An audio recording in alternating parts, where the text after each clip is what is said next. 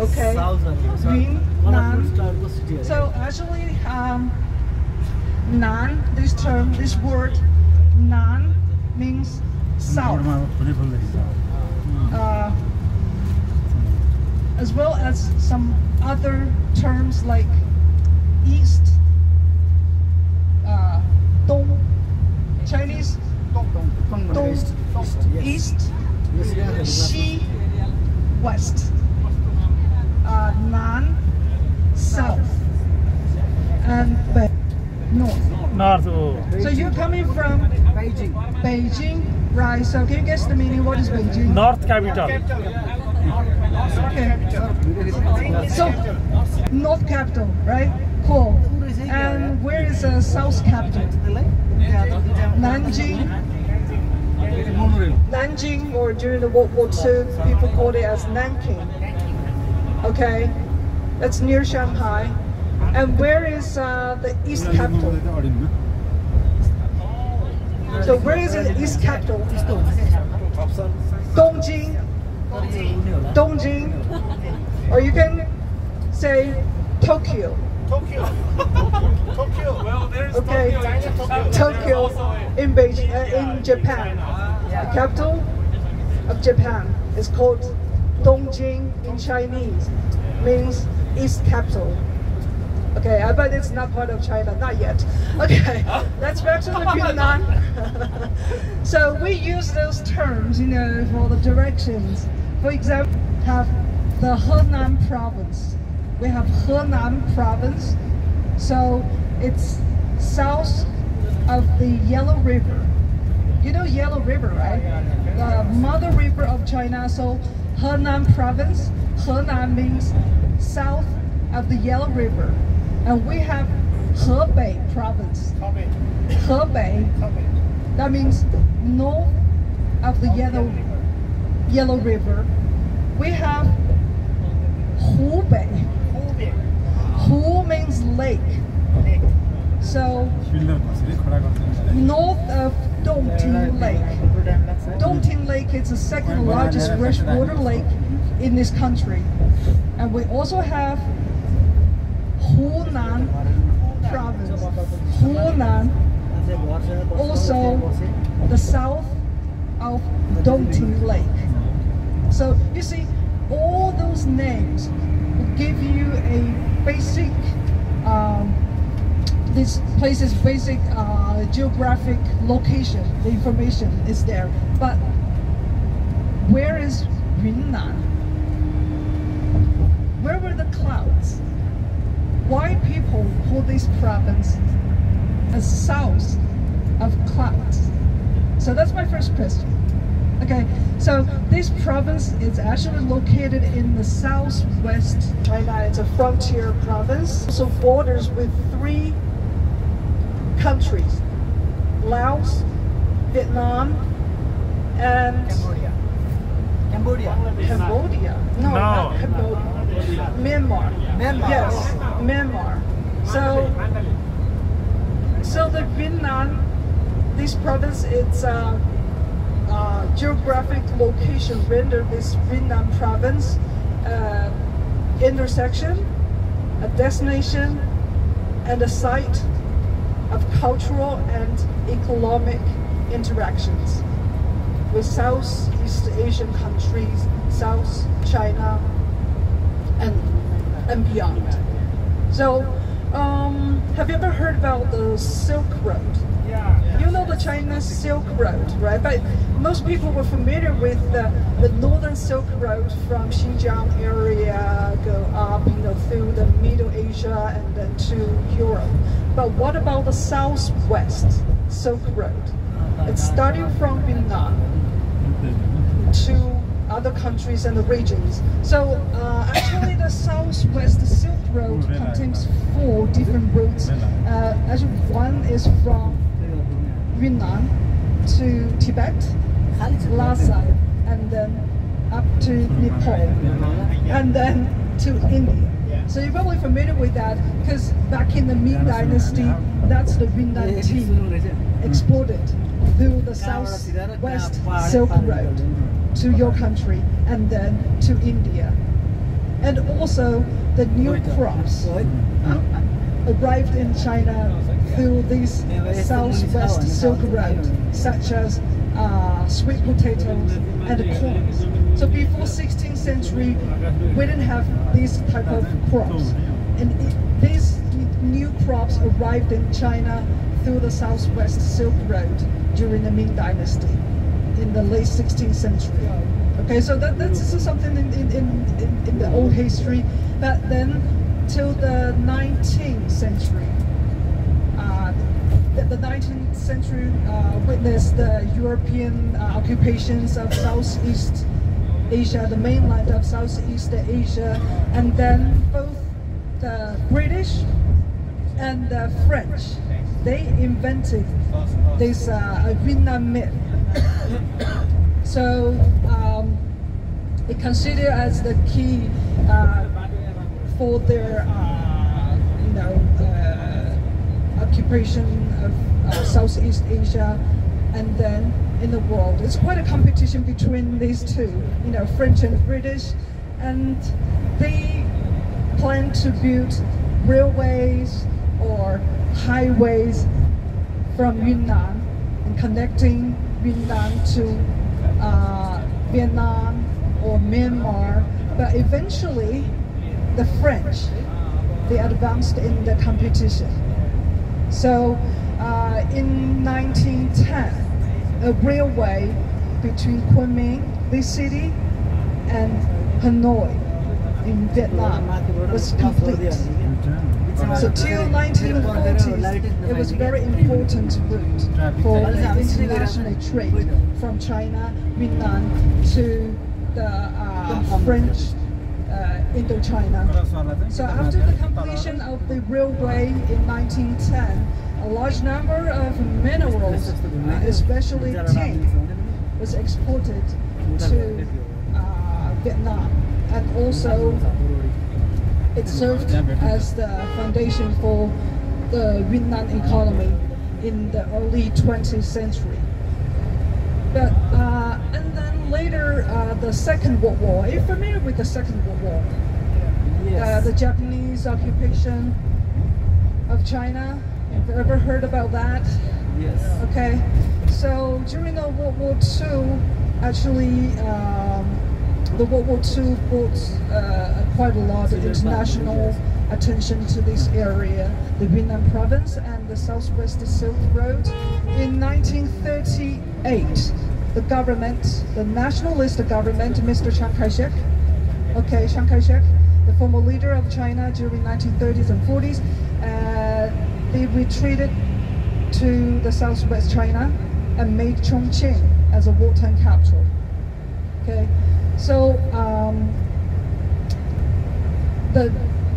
during that period, the Japanese cut off all the coastal connections of China. So all the coastal provinces and the cities were taken by the Japanese.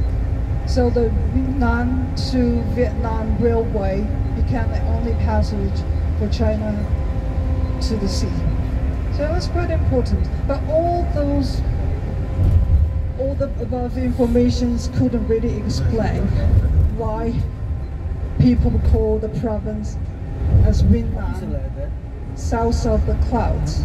But once you arrive in the city, once you arrived in this province, you look up in the sky, I'm pretty sure you'll all be impressed by the beautiful clouds up there. So maybe the answer for the question is just that simple and romantic, just because the beautiful clouds and nice weather in this area. Okay, so that's a little bit of information about Yunnan, and also this province encompasses a wide variety of natural conditions like mountains, rivers, valleys, basins, grasslands, and lakes. So the principal mountains in this area in the Yunnan province, they converged in northwest, and then from there spread out southward and southwestward. And then among those mountains and rivers, there were hundreds of small fertile basins and valleys. We local people, well, I'm not really local, but indigenous people call these basins and the valleys as bazi, B-A-Z-I, bazi. Those flat, fertile basins and valleys among those mountains and the rivers. So bazi served as a base for the agricultural economy. So the Kunming city in the old days was also called as Kunming Bazi. So the city was surrounded by mountains and lies to the north of the Dian Lake. There's a huge lake here. Dian is called Dian. The name of this lake is called Dian, is D-I-A-N. Dian, yes. And actually, Dian, most scholars believe that Dian is a Chinese word, but actually it was invented by the indigenous people in the old days. It was created as a kind of name for themselves. So it was just written in the Chinese ideogram. So Dian is it's the Dian along with Yun. Okay, that's too much Chinese. So Dian and Yun are the two official abbreviations of the province. So if you look at the cars in the city, on the license plate, the first Chinese character is Yun, is Y-U-N, Yun. So it's the official abbreviation of this province. And also, Dian is another one, abbreviation. So Dian, both Dian and Yun is for the province. Okay, so from the airport to the hotel is about 40 minutes drive. 40 minutes, let me check with the driver.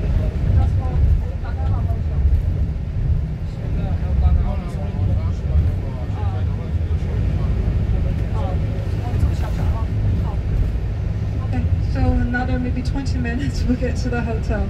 And the hotel is located right in the downtown of the Kunming pedestrian streets. So it has everything around. Shopping malls and the restaurants, shops, department stores, night markets, everything. So you have nothing to worry about. It's a little bit busy and crowded area, especially at night, because most of the shops, department stores open from 10 to 10. And after that, the restaurants and the night markets are still open. So it's safe to walk around in the hotel area. And even for ladies, we got 2 ladies in this group, and I have to tell you that it's safe to walk around, even in the evening, like around 9 o'clock or 10. So the shops, department stores open from 10 to 10, okay? Safe to walk around, and you just look after your personal belongings, your valuable belongings. That means your cell phone, your wallet, and just be ready with some Chinese cash. Do you have WeChat Pay or Alipay? No, Chinese cash. But you can still use cash. You can still use cash. There was no money exchange at the hotel, but outside the hotel, to the left, step outside of the hotel to the left, around 100 meters, there was a money exchange, and it's open from 9:30 to 8:30 with your passport. So you can get money exchange there and just spend the money nearby. Chinese, yeah, dollar to Chinese yuan. Huh? No, I'm not quite sure. I'm not quite sure. You can go check. Okay, and also tonight's dinner will be also served in the hotel. I'll let you know the location, the place, the dining place, and also for tomorrow, the arrangements for tomorrow. Is it in dress code for tomorrow?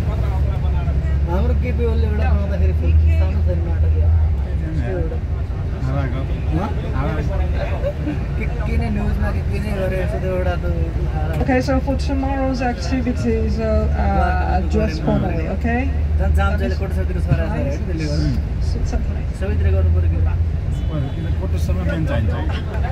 No ties, but formal, yeah, okay. Okay, so that's tomorrow's dress code, and tomorrow morning the breakfast at the hotel.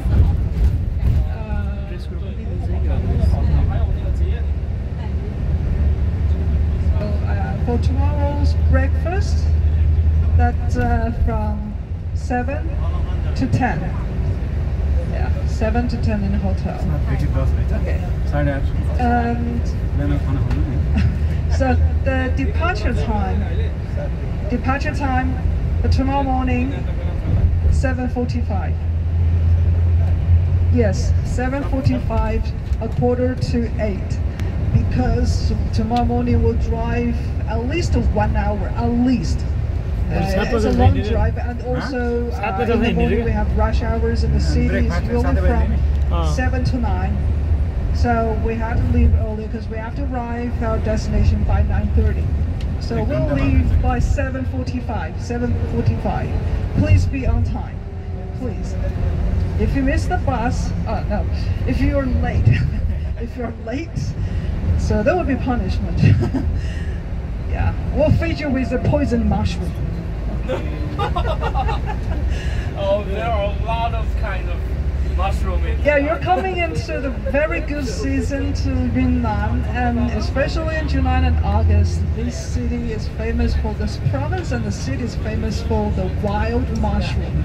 You know, to the local people in the world, there are only 2 types of mushroom: artificial and the wild mushroom. So this is the season for the wild mushroom. And of course, some of the mushrooms are, you know, it's poison. It's poisonous. Yes, Poisonous. But if you cook it properly, yeah, it's okay to eat.